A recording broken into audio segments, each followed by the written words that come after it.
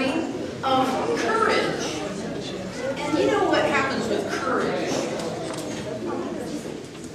You know, sometimes people think that courage is when you're not afraid at all. And that's really not what courage is. Courage mostly happens when we're very frightened and we do something brave anyway, even though we're scared. So how many of you are younger than 10 years old? Some of you get part. But here's something to think about, that today our nation is marking a day in history, the 10th anniversary of 9/11, when our nation was attacked. And for some of us, we have memories of that day. We know just where we were. And some people who are every bit as part of the fabric of this nation, they don't have living memories. So it's up to us to help remind them of what's important about that story. I think one of the most important things is the courage of thousands of Americans on that day, even though they were very afraid.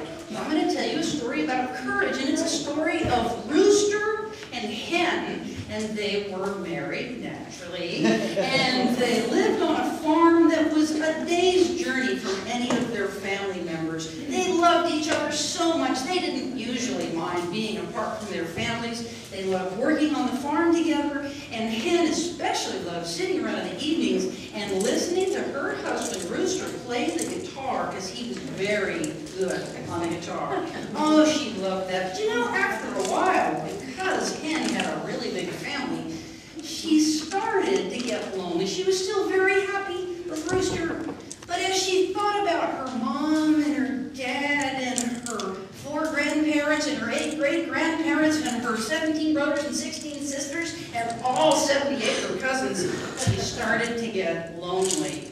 And she got a little sadder every day, until finally Rooster said, "Hen, what's the matter? Are you unhappy in our marriage?" She said, "No, but I'm lonely. I miss my mom and my dad and my grandparents and my great-grandparents and my brothers and my sisters." And he said, okay, Hen, you know what? I think you should go home and visit your whole family."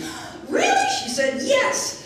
"Can I go today?" "Yes, you can go today. As a matter of fact, you should set out very quickly." "Oh my goodness gracious, I'm so excited." And she gave him a peck on the cheek. And then she started down the path. He said, "Wait a minute, Hen, you should know that when you go down this path, soon you'll come to a fork in the road.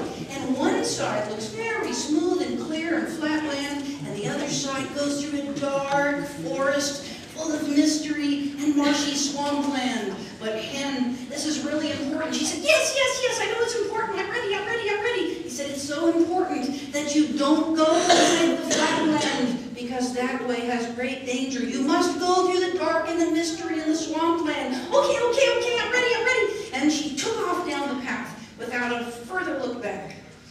And, you know, Rooster thought, well, maybe I better start working in the fields. But he wasn't quite ready to work in the fields yet. Something was kind of bothering him. When something was bothering him, often he picked up his guitar and he played a little bit. He picked up his guitar and then he could feel this feeling in the pit of his stomach that something was not right.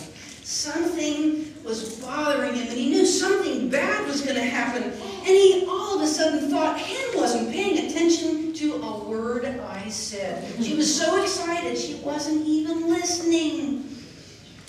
Well, he started off down the path, following Hen's footprints, and sure enough, when he came to the fork in the road, there her footprints went through the land that was nice and flat and looked like the easy way.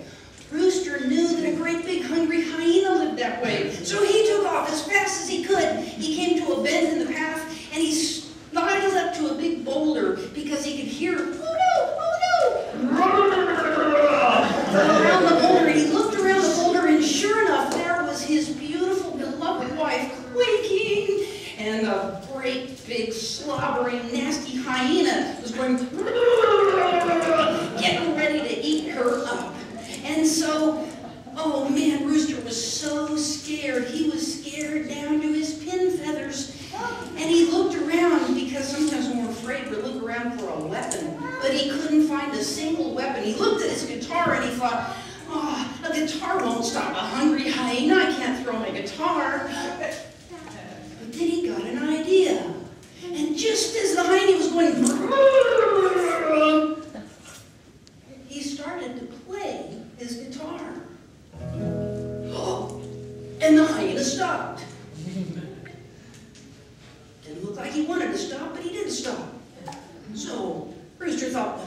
and he played a little more. And Hyena stopped a little bit more. He drew up to his full height. And as Rooster began to play, Hyena, despite himself, started to dance. He started to pick his big old feet up and let them down, and he started to flap his arms around a little funny way. He didn't know what was happening to him, but he couldn't stop. And so as Rooster played faster and faster and faster, Hyena danced faster and faster and started to shake and shimmy. And Rooster said, "Run ahead, run fast!" And she took off. And there was Rooster with a dancing hyena, who then turned and looked at him. But he couldn't stop dancing. So Rooster played faster and faster, and Hyena danced faster and faster, and he couldn't stop.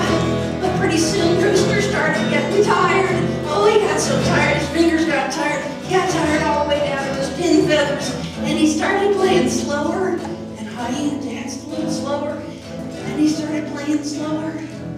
And finally, he was so tired, he stopped. And Hyena turned to Rooster and went, "Rah!" So he started playing again real fast. And Hyena started dancing real fast. Oh my goodness, Hyena couldn't stop himself. Oh, he was looking mad though. And pretty soon, you know, Rooster got tired again and started to slow down. And Hyena rose up and drooled a little bit. And so Rooster started playing again. Faster and faster. Oh, he was so tired. And Hyena looked tired, but not tired enough. Oh, man. So as Rooster started playing, he started edging over to that big boulder. And he looked down and he saw a little hole. And out of that little hole were looking two little eyes. And somebody was kind of going, it was a badger. A badger who